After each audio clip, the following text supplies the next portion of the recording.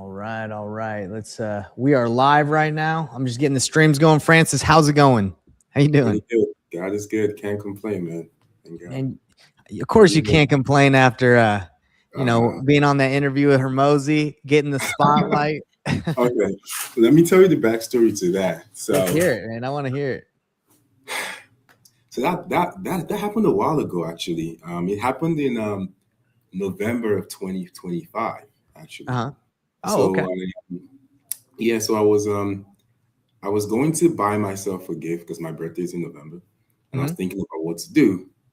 And honestly, I was torn between getting a watch, which is kind of cliche, Yeah. or you know, just something, or just doing something else. And I kind of like weigh the options, and I was like, you know what? I think a perfect gift will be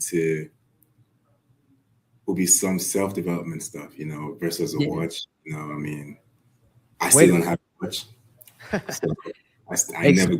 smart move. Yeah. Self-development. That's always good. And so it was kind of a last minute thing. I remember like calling Alex's team and going, "Hey, I'm thinking about coming," and they were like, check this out, yeah. Extremely salesy. They're like, Oh, of "Oh course. yeah, we're booked out for November. We can't get you in until January." I'm like, if January is the earliest you can get me, forget about it. I'm not paying. They're like, wait, hold on. They're like, "Yeah, let me go check." And then they came back and they're like, "Yeah, we can get you in for December." I'm like, "I know it's next Tuesday. If you can't get me in next Tuesday, don't worry about it." Yeah. And then they come back a third time and they're like, "You know what? We're able to get a cancellation." Just extremely salesy. Like everything they do over there is just sales upon sales upon sales, which was kind of an eye opener for me. Yeah. Like, everything they do. Anyway, They're on the script, bro. They're reading the script. They are militant over there. They are militant. And I'll talk about my experience there once we, gets to, get into it. So Yeah, of course. But yeah, so, that's the backstory. You called and then you kind of went through their process. Because it was supposed to be a birthday gift for myself, and it was going to be a watch or that, and I decided, so you know what, let me go do it. But it was, honestly, it was 2-3 days before the event, so it was almost impossible to get in. But somehow they got me in. Yeah. And that was how I ended up there. So it wasn't like something that I was like dreaming about for a long time and I went to go do. It was something to do that would have been like a worthwhile, gift to myself. That's awesome, man. Thanks for giving us a backstory. So for everybody that's popping in, we're live on all streams, and anybody can watch this in the future. But basically, me and Francis are good friends. We've known each other for a while, and I reached out to him after I saw that video because my editor for YouTube was like, "Hey, you should do a reaction video to this," and I was like, "Oh," and then I noticed it's you, so I did a reaction video. I gave my feedback, sent it to you, and also wanted to get you on here and see what's up with what's going on with your business now, what your thoughts were on what he said, because I had a couple eye rolls in my mind when he was talking. I'm like, okay, and I'm not here to hate on Hormozi or anything. It's more of just like, it's easier said than done. And I wanted to get your feedback because a lot of the time when I see people stand up and he gives them the advice, they don't really. It's not like a really back and forth, they're not like, "Hey, well, I've done this and this." It's more of you just listen, and, right? Like I saw you were listening, but you weren't really, having the back and forth and being like, "Hey, listen, this is actually what it looks like. You got to look a little bit more in depth." So I wanted to get you on here to get your feedback and just chat with you. So for everybody that's coming in, Francis, you want to kind of just tell them a little bit about your business so they know who they're listening to, and we can get right into it.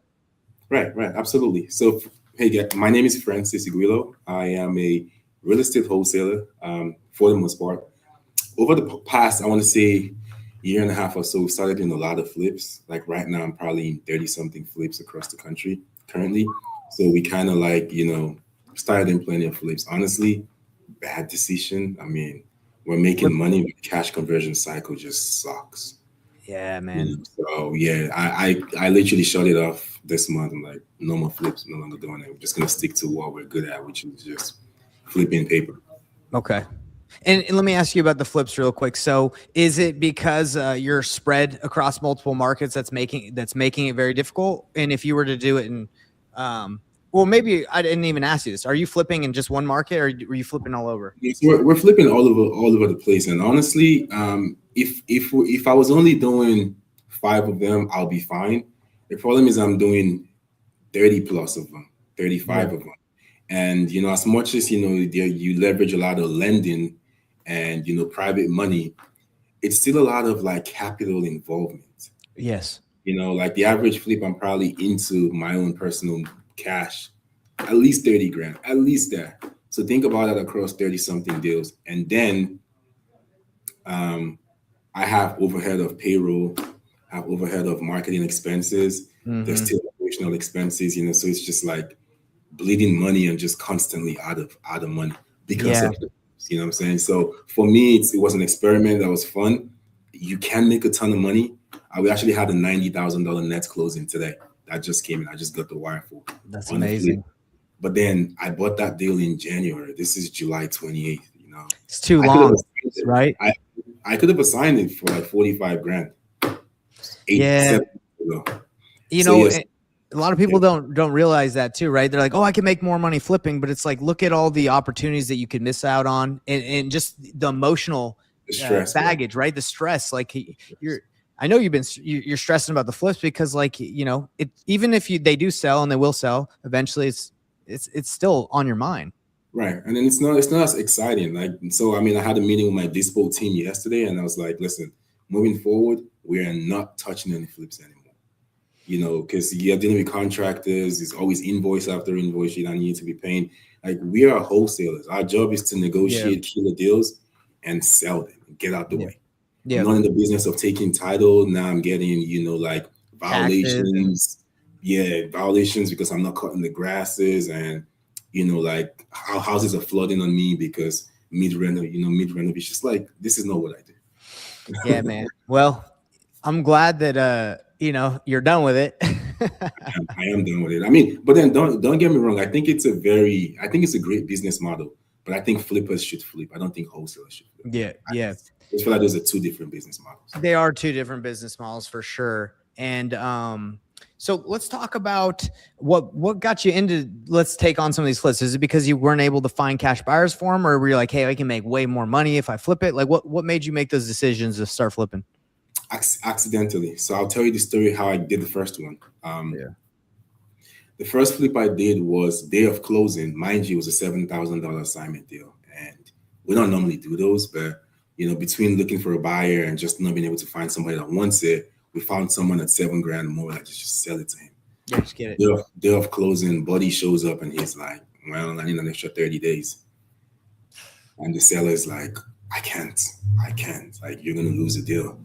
And so I sat down with my team, just like, why don't we just buy this thing? Yeah. And it happened to be in one of the markets where I own a bunch of rentals, and I kind of have a crew out there already.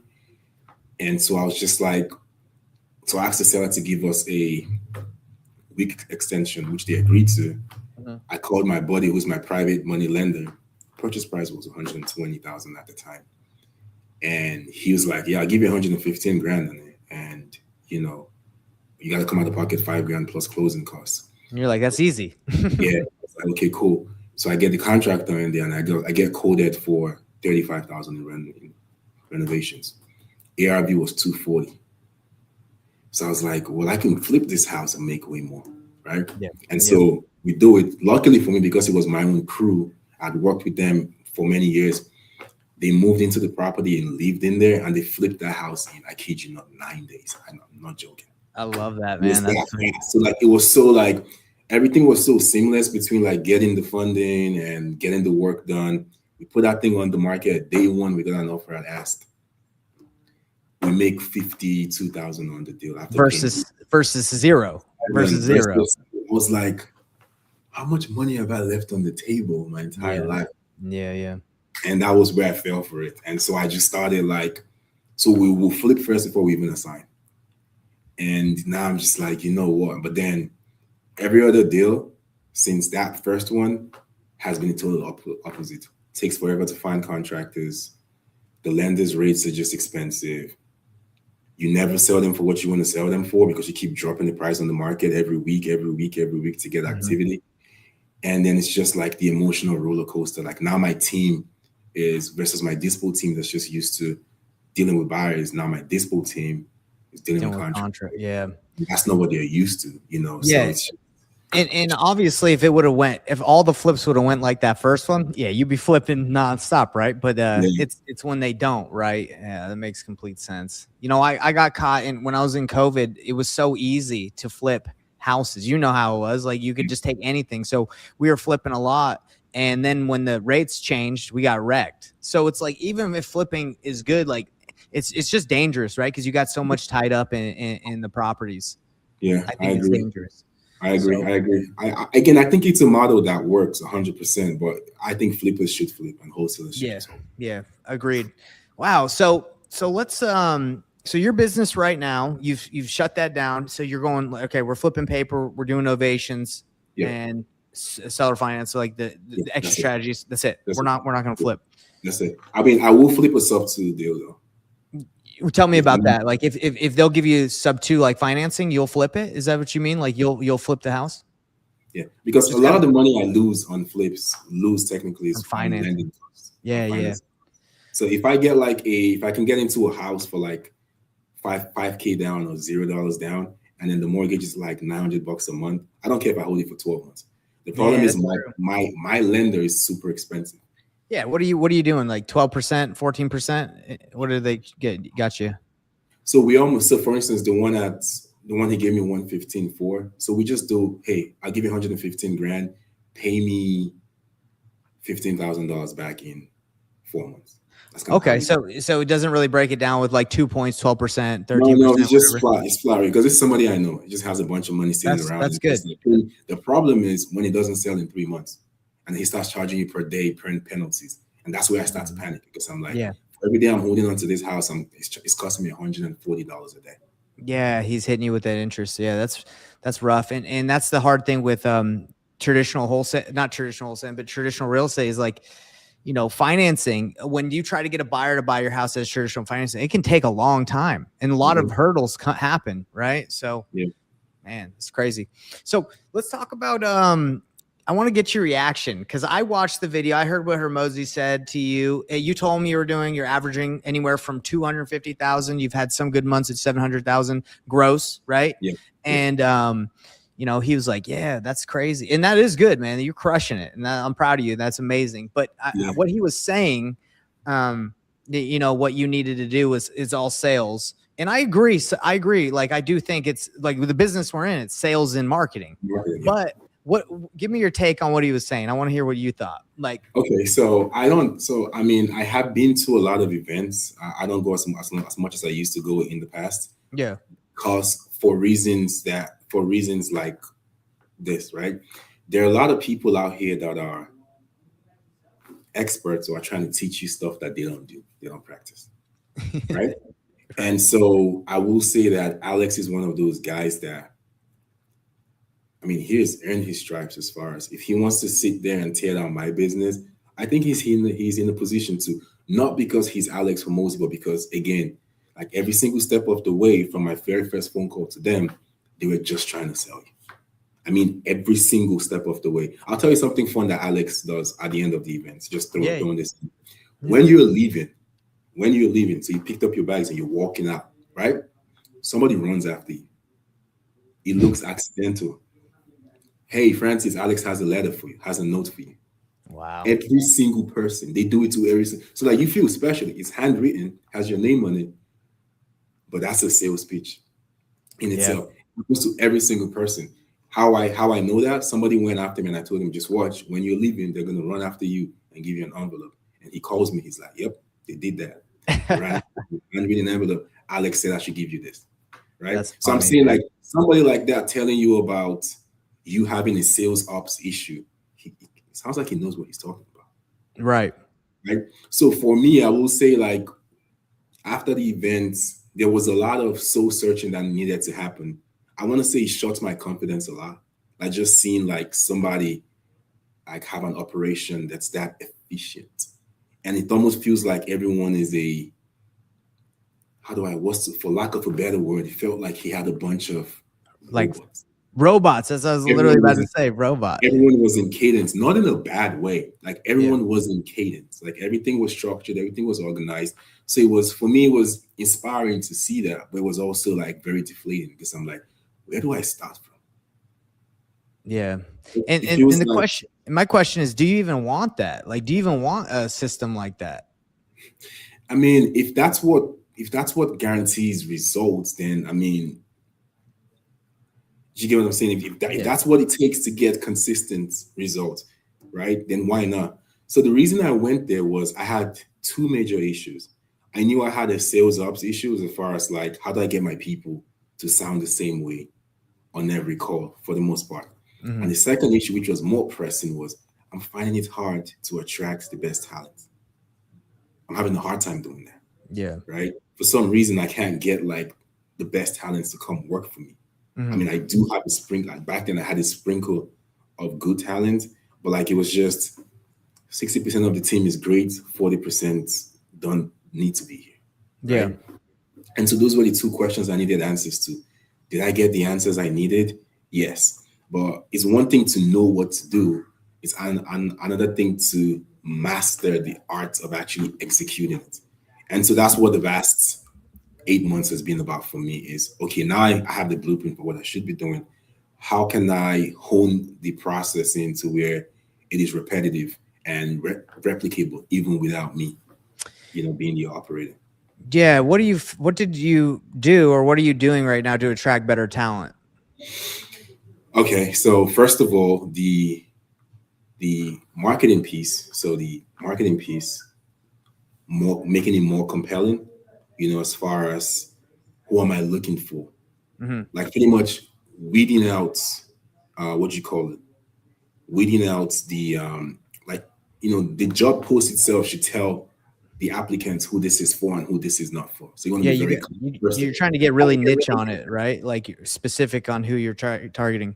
Yeah, I mean, just let them know that call out who you're looking for. Like you want to call them out. Like if you are this, if this is who you are, you're welcome here. If this is who you are, if you're this kind of type of person, you're not going to make it here. Don't bother. Hmm. So it's that part. Interesting. The other thing is within that same marketing piece is almost overselling like income potential, like earning potential. Yeah, the potential. Yeah, the opportunity. Yeah. So it's like almost overselling it, but like without necessarily like overinflating numbers. So Yeah. before I used to market the position as 80 to 120,000. I do 150 to 250,000 now. So now Now all you're of a getting sudden, different. You're getting different tiers of people. now I'm getting ball players, people that are, they're like, okay, there looks like there might be a chance here. And there is a chance here. I mean, the highest earner here last year took him 194,000, That's right? amazing. So if you're crazy enough, you can get there. Now, no one has gone to 250,000 before, but there is a chance that that's possible, right? That was the second part. So that's within the marketing message itself, right? The other thing I started to do, which I learned from there, was headhunting, right? And so I hired like a Mm. headhunter, and just pretty much we just go for people that are already in the position. I try to see if we can turn their necks a little bit. Like, Wow. are you happy where you are? Now I know some people think it's not a fair game, but honestly, if you have talent that doesn't feel happy at your operation, then that's your fault. That's It's not. business, man. That's just how it is. Like people are always high talent is always sought after. It's not like you can't just expect your Right. best guy not to be looking if you're not satisfied with the culture, the environment. Yeah, right. So I mean, just these three things mesh together with like streamlining the whole interview process, just making it more professional and more like, okay, it's not 20,000 steps. It's like 4 steps. You get an overview from the very beginning as to what to expect. So you're not like in the dark as far as what next and what not, right? So just doing all that to make the process a little bit more streamlined for the candidates.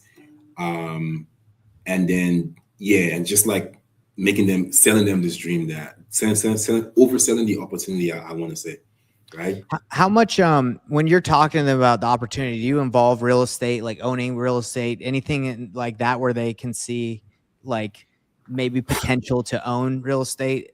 Because I feel like that would attract like a different tier if they're like, hey, there's opportunities where I can get equity, I can do, what I'm saying? Like people might like that. I don't know if you've used that. Yeah, so I will say that when I first started hiring, I used to do that a lot. I didn't think it's brought me any. Yeah. I didn't think it was working back then, so I don't do it anymore. Hmm. However, I do know that people in general, I mean, I think it's more attractive to people I personally, I could be wrong.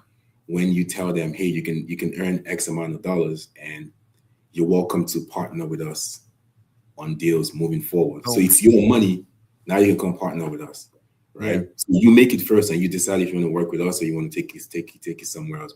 I just think that alone is more enticing versus. Yeah, that sounds good because people look at the long term, right? They like, hey, I could stick with this people for a while, right? Versus it's Yeah. just a job.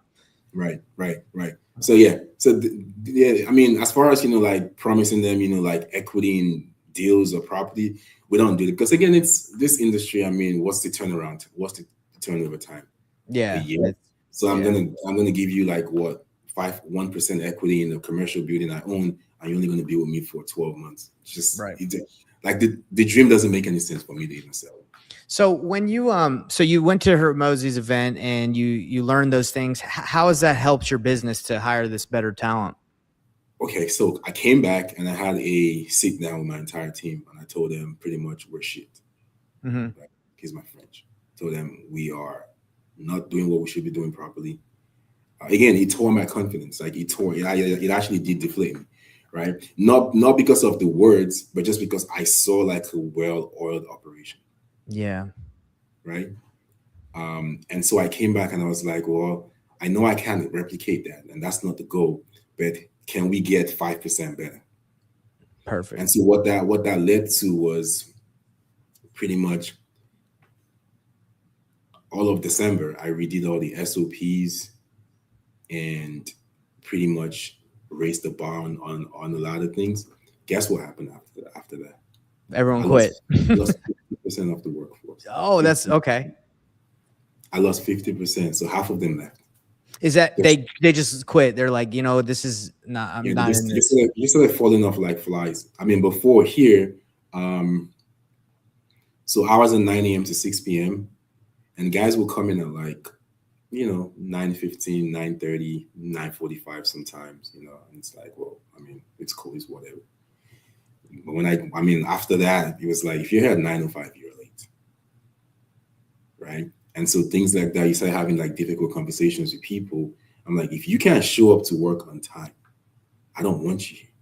Yeah. And so once you start having those conversations with people, it becomes, well, it was fine a month ago. Why is it not fine now? Well, it's a new freaking era, right? Yeah.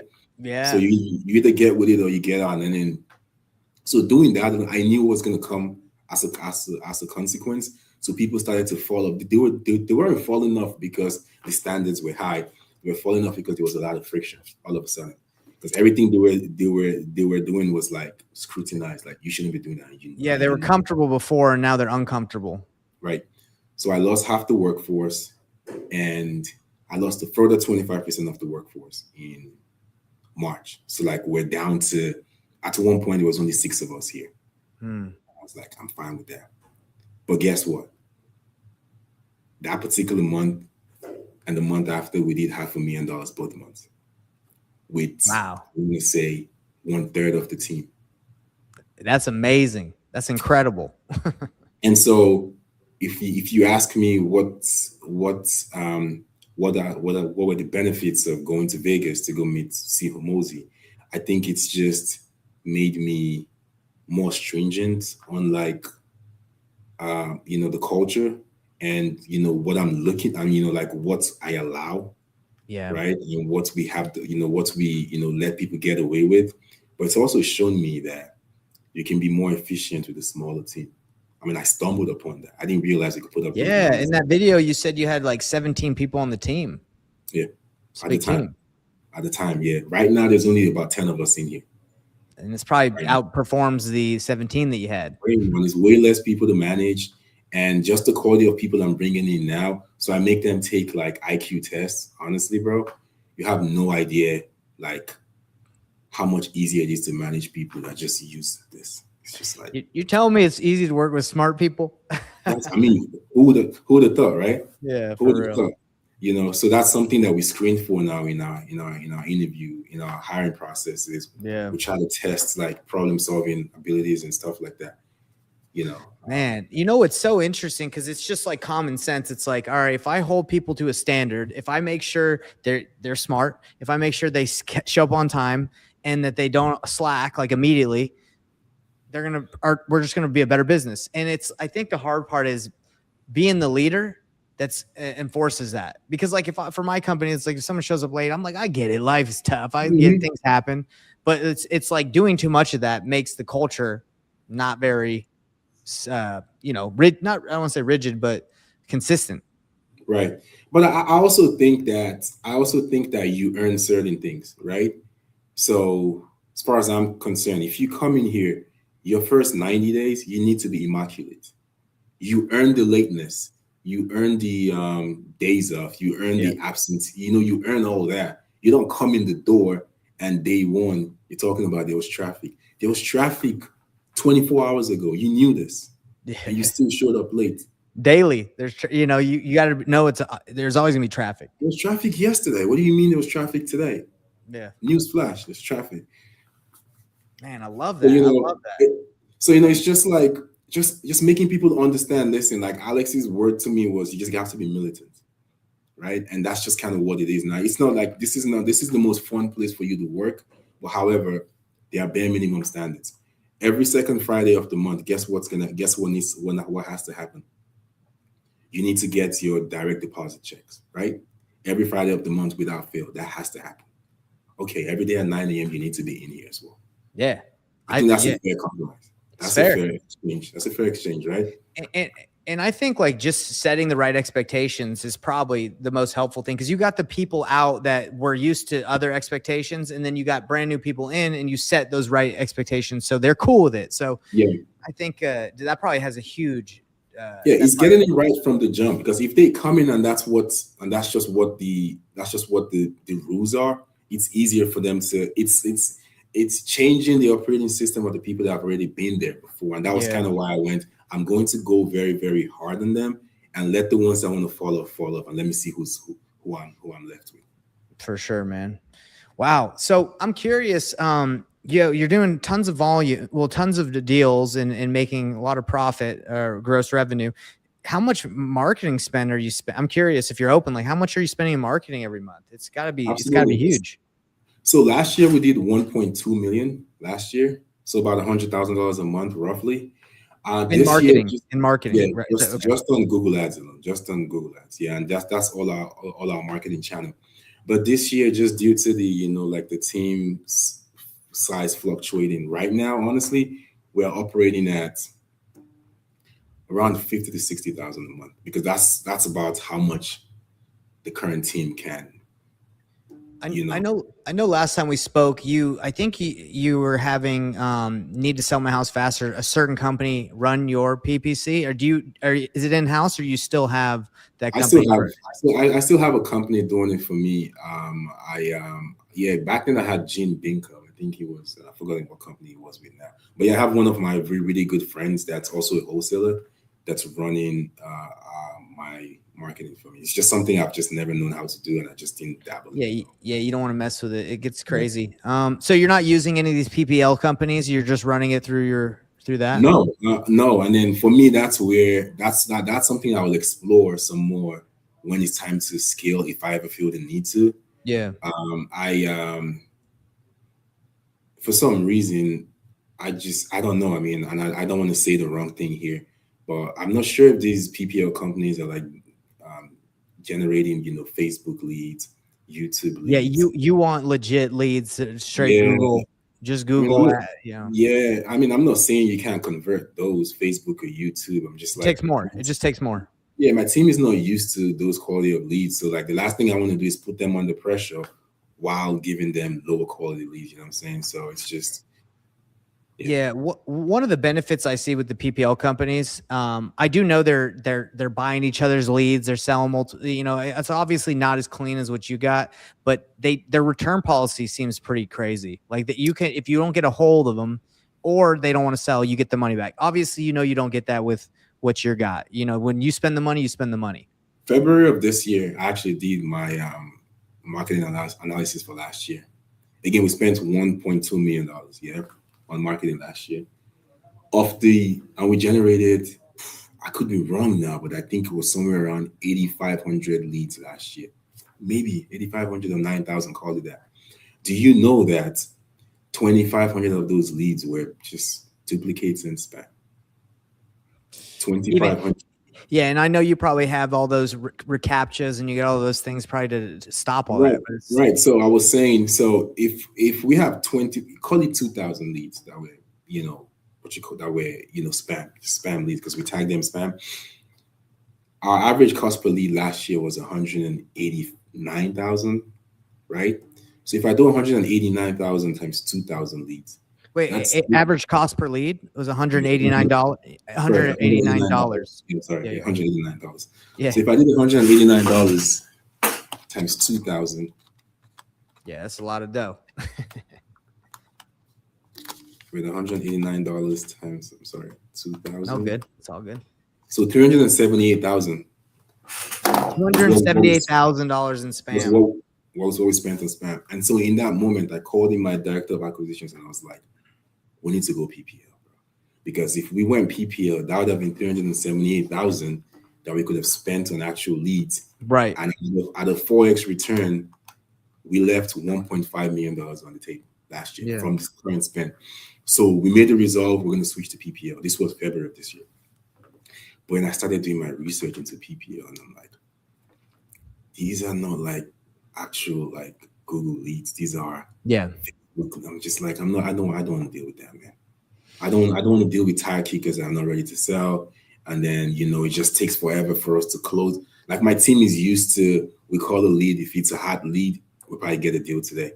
I don't want to have to chase a lead down for 6 months before they're ready to sign. Not saying we don't do that. Yeah. But that can be the norm. Yeah, I do believe that a lot of the marketing that goes out with PPL, a lot of it is like to attract the tire kickers. Like, hey, do you want to know what your house is worth? Have you thought about selling? Right? They're just trying to get people in the process. And yours is like, yo, do you need to sell? Yeah, like right now, you're ready to sell right now. Again, I'm sure it works. I'm very sure it works. I'm just saying. Time. Yeah, with time. Yeah, for where my business is right now, I don't feel like I have the bandwidth to take that gamble. You know what I'm saying? Like I just feel like that's just a gamble that I'm not in the position to take right now. Yeah.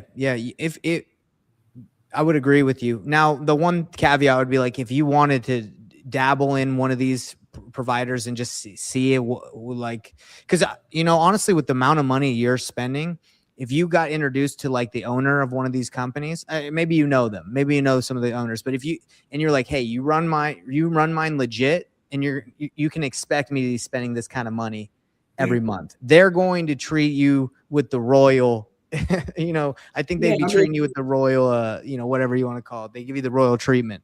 I have tried, because I know some of the owners, and I have tried to like personally say, hey, can you put me in contact with them for this particular reason?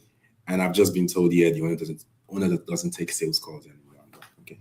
Cool. Let me let me connect you with the guy that I know, Property Leads. I don't know. Do you already know the guy, Property Leads, the owner?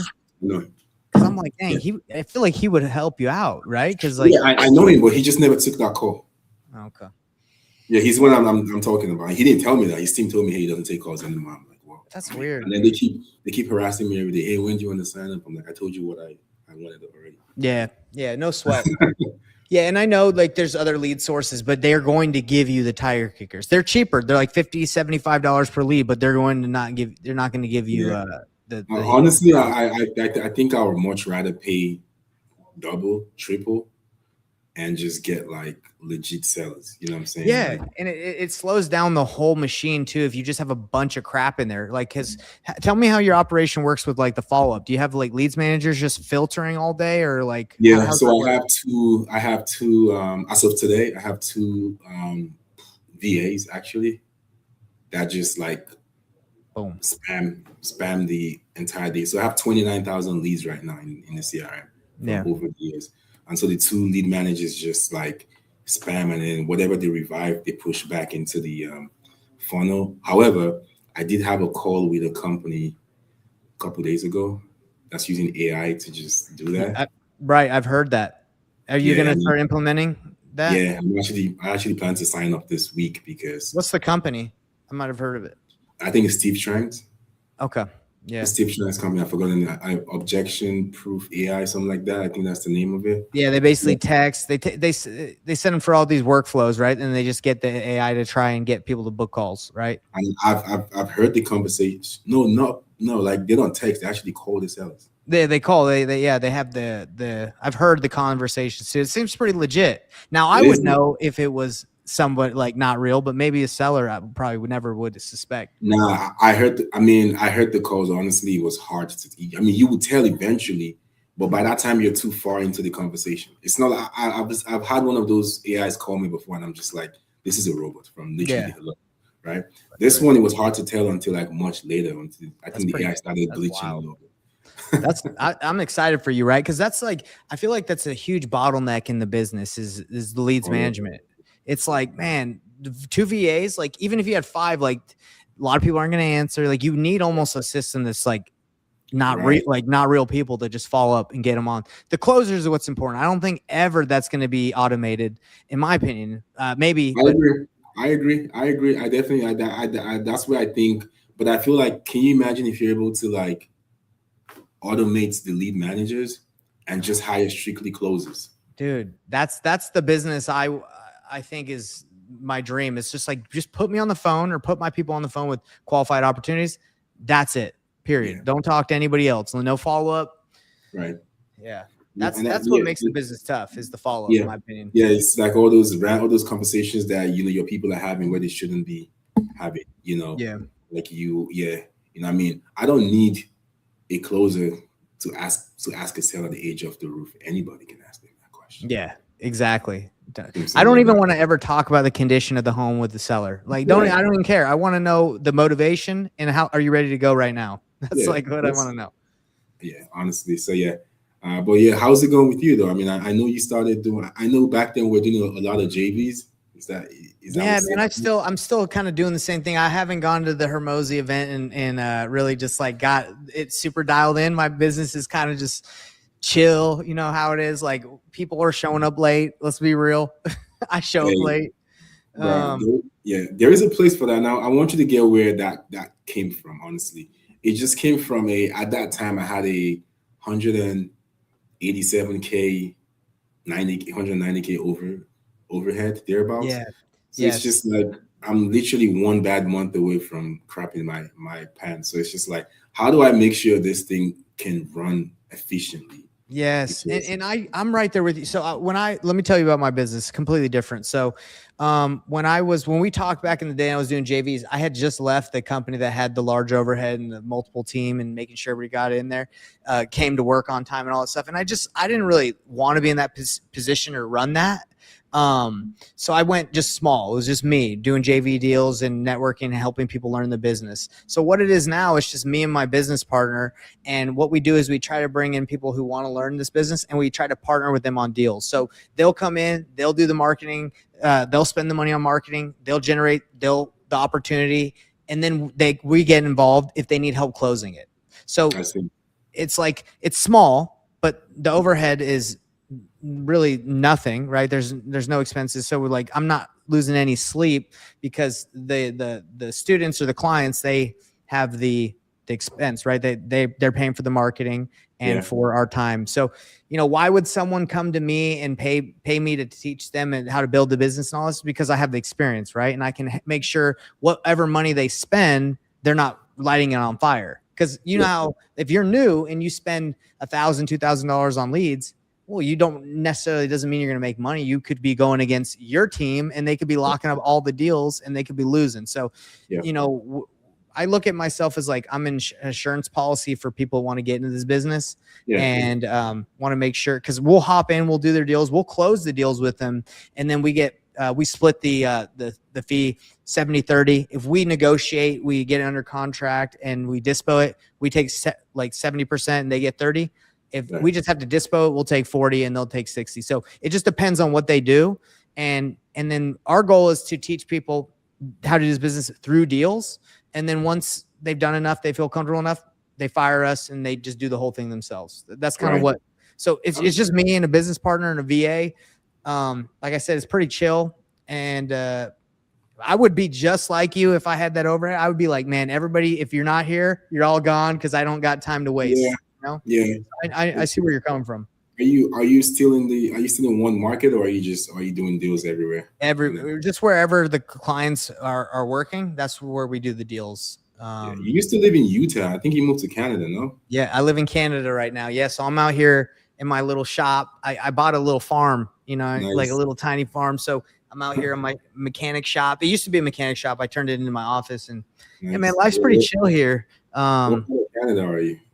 Toronto, like if you Oh, Ontario.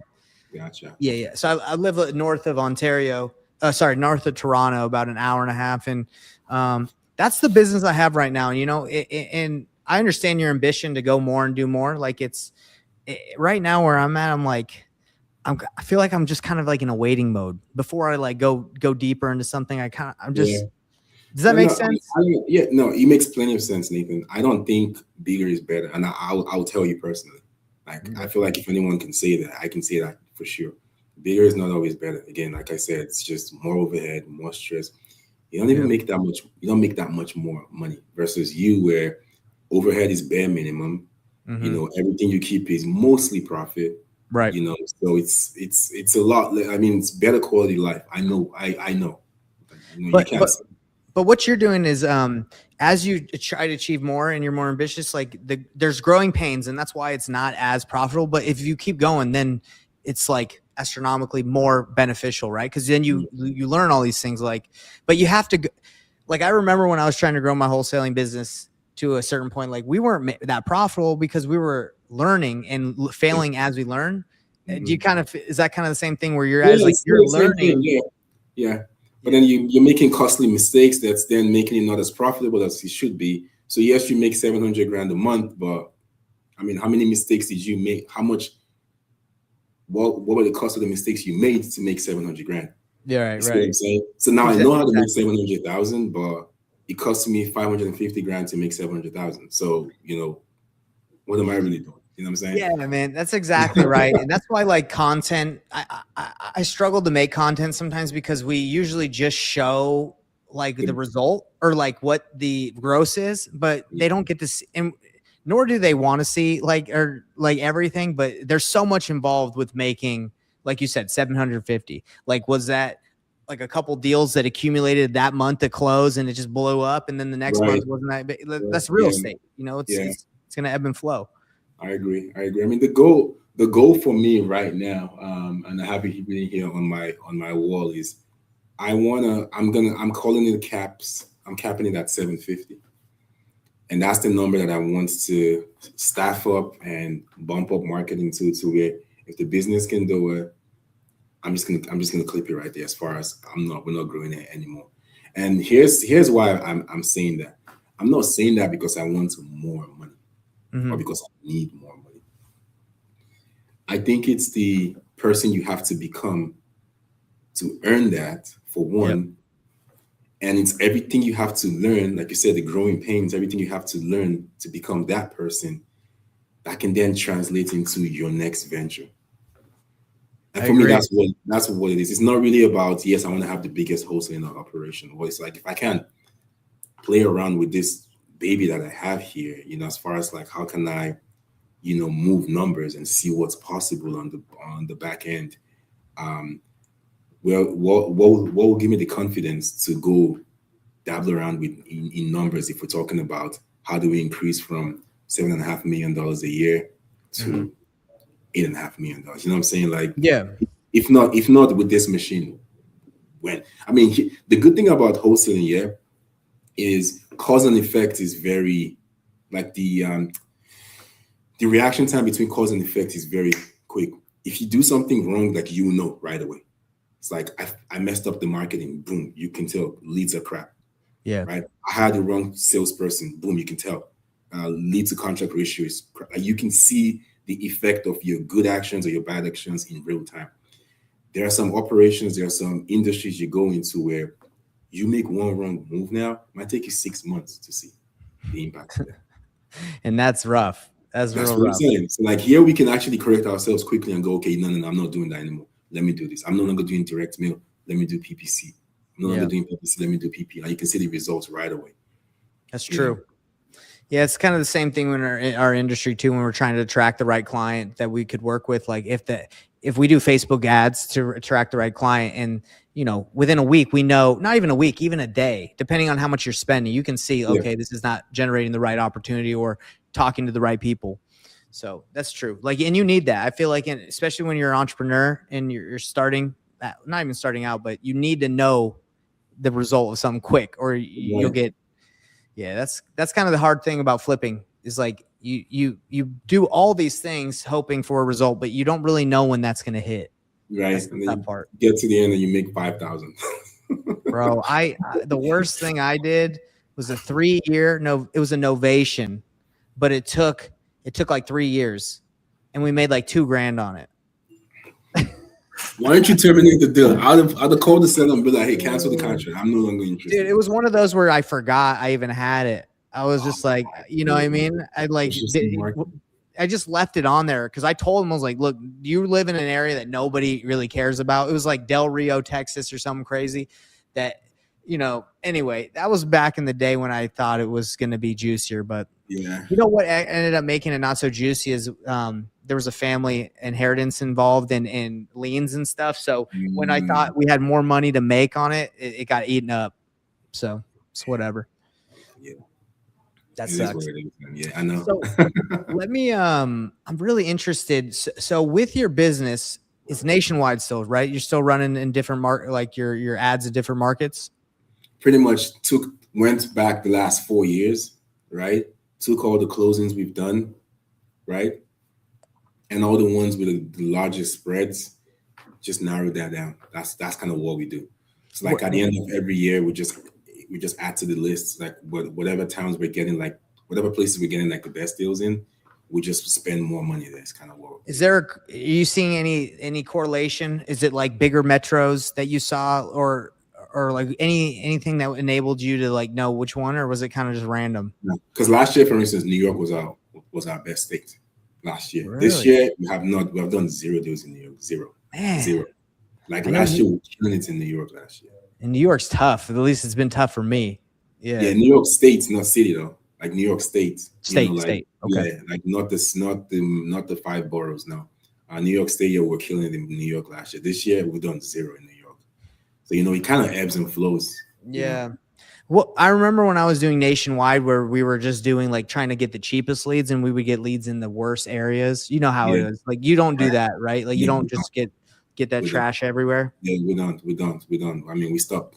That's why again we're paying $180, $190 per lead.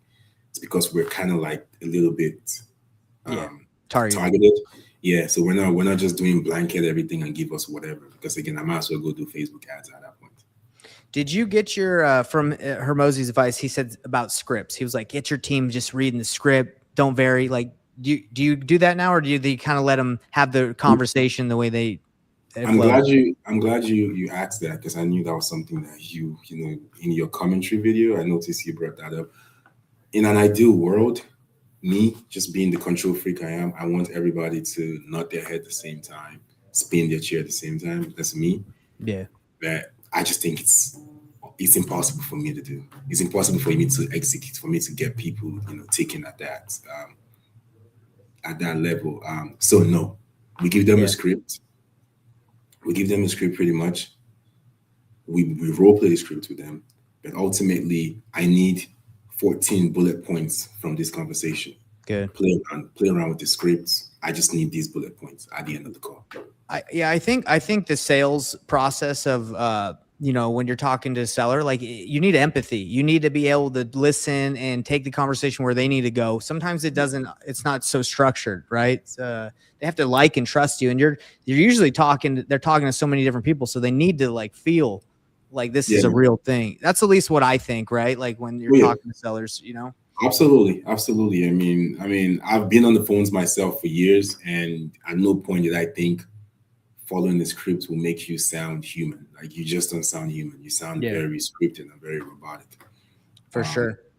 So yeah, so that advice, I mean, came through one ear and went out the other ear. But I mean, I tried my best to implement it. It was just impossible. So what we ended up doing was there is a script and then there is a template, right? So the script is pretty much a manuscript for the template. All I need you to do is the script is there for your guidance. But you see that template, I need every single line item in there filled out. And there's 14 of them that I need at the end of the call. That's it. I don't care whether you get them. I just need all those people. Yeah, that's solid. I like that. So this is the last thing and we can wrap it up. Man, this has been fun. This has been good to chat. And I think this would be cool. We kind of did a reoccurring just check in and chat. But I want to see if I can somehow be of service to your business. What is your dispo? Like, how many dispo people do you have? I'm curious what that process is. Yeah, so we have 2 dispo guys. And honestly, I'll be more than happy to work together, because I think something we can also do is if we try to move a deal and I'm not getting any luck, maybe it would be helpful to maybe reach out to you, see if you maybe have some connections or some. Yeah. Let me tell you what I'm teaching my people to do, and you tell me if this would be beneficial for some of your deals. So like what we do is we know like the typical wholesaler will like do an email blast and they'll reach out to their VP buyers. But like what I tell people to do is I'm like, hey, you got to do the heavy lifting. Like you got to actually like look at who's buying properties around the house, call twice, text, like you got to follow up with those people every day. You got to try it, the process that they teach at Investor Base specifically, and then with cash agents. So it's like, it's heavy lifting, but you build relationships. But I think almost like every deal needs to go through that in order to find like the best buyer. But unfortunately, with the volume you're doing, you can't expect your dispo people to do that on every deal, right? Like that would be insane. No, we don't do that. Honestly, we know what we're asking. If you give us what we're asking, we'll just run away with it. So something like people from my team or clients that I'm working with that would be willing to do that on some of your deals that aren't moving, but you have wiggle room, or that would be beneficial to you, right? Like if we did that heavy lifting. Oh yeah, absolutely. Because again, like you said, like we're doing between 65 and 75 contracts a month right now. So I mean, between novations and cash deals, it's like surface level. Like we're asking 125. If you can give me 120, let's move on to the It's and I know we're leaving money on the table for sure. I know we are. So yeah, I mean, I'm more than happy to see how we can collaborate and work together. Because I remember in the past when we've done deals together, you've been very super efficient in finding buyers and like moving the deals along. So yeah. I'm more than happy to see how we can possibly score some more. I'd love to do that, because I think I have several people, and I'd be willing to take a look at some of your deals. And like I said, we either get paid from the buyer or we do a split that's fair. Nothing crazy, right? Like we're trying to wreck you, but if we can get you more, especially if the price that you want, we can get you a little bit more than what you want, and we can get paid. Like that's a win-win, Yeah, absolutely. And you guys can maybe work the deals deeper than my team can, just because of yeah, absolutely. Cool. Well, we can talk about maybe connecting me with your dispo guy, and that'd be sweet, because I think that'd be awesome, man. Man, this is exciting. I'm glad we could connect. And what do you think, man? Like, you want to do? I love chatting with you, and I love how high level you're running your business. And I think it provides a lot of value. I'm on the other end where don't see that level where you're at. I know about it, but I'm not doing it. I think you provide a lot of value to my audience. Like, would you want to kind of continue? Oh yeah, absolutely. I got plenty of free time. I'm not doing anything with my life. You want to see something I'm doing with my free time, bro? Let me see what you're doing. I'll show you. Wait, are you religious? Like, it's okay if you're not, but do you believe in Jesus and like? Yeah, I do. Yeah, of course. Check this out, bro. Let me see. So this is what I've been doing with my free time. I started painting Jesus. Oh, look at that. So this I is wonder whose beard is nicer, his or yours. Sorry, what? I wonder whose beard is nicer, his or yours. Yeah, it's pretty nice, right? Like he's got a good beard. But anyway, he got you beat, though. He got you beat. I like it. Okay. Anyway, I'm not perfect, man. What? What do you paint? Is that paint or is that mud? It's acrylic paint. Oh, really? So yeah, I've just been painting. It just looks kind of muddy, But I've been doing that for a couple weeks now, just because I wanted to work on a habit with my hands and use. It helps with focus, right? Like reading, writing, painting, drawing. It helps with your brain. Apparently, I agree. I got into reading books this year. I've read the most books this year, and I've read my entire life. What are you reading? I want to know. Just anything. I'm telling you, like I read like. I went through a phase when I just used to buy a bunch of books. Like if I'm on social media and somebody suggests like a self-help book or like I'll just order it. And at one point I had like maybe 40 or 50 books just sitting there, and I just started reading all of them this year. So now I figured out how to read a book a week. So think about it. I've been doing it for like the past 6 months. So I've just been reading. I can't tell you how many books I've read this year. Bro, I love that. So 3 years ago, I had a mentor that said, hey, like every high level entrepreneur reads. So I was like, all right, I got to start reading. So I've been reading a lot for the last 3 years. I even got an app on my phone. You should check it out if you like to read. It's called Bookly. Basically, it lets you track the books that you're reading. So you can keep track of like your reading speed. All it does is like if you're about to read something, you just say start. And then when you stop reading it, and then it tracks like, okay, you read speed, how much you have left to finish this book. I like tracking just because it makes it kind of like a game. Yeah. But I've read a ton of books. I don't know if you're interested in this, but these are one of my favorite books that I've been reading. Not recently, but Fyodor Dostoevsky. He's an author. He's a Russian author. He's written a lot of great novels. Like some people say he's one of the greatest novelists ever. So Fyodor Dostoevsky, check it out. Like if you want to get into like deeper philosophy and like that kind of stuff, like I see. I enjoy it. Yeah, text me the name because it's kind of hard for me to remember that. Yeah, no problem. I'll text you. But I also, I don't know, again, like I'm pretty religious, so I'm almost done with the Bible. I've read. Oh, yeah? I'm almost. Go ahead. I feel like there'll come a time when I will sit down and read the Bible cover to cover. It's intense. Like when I was younger.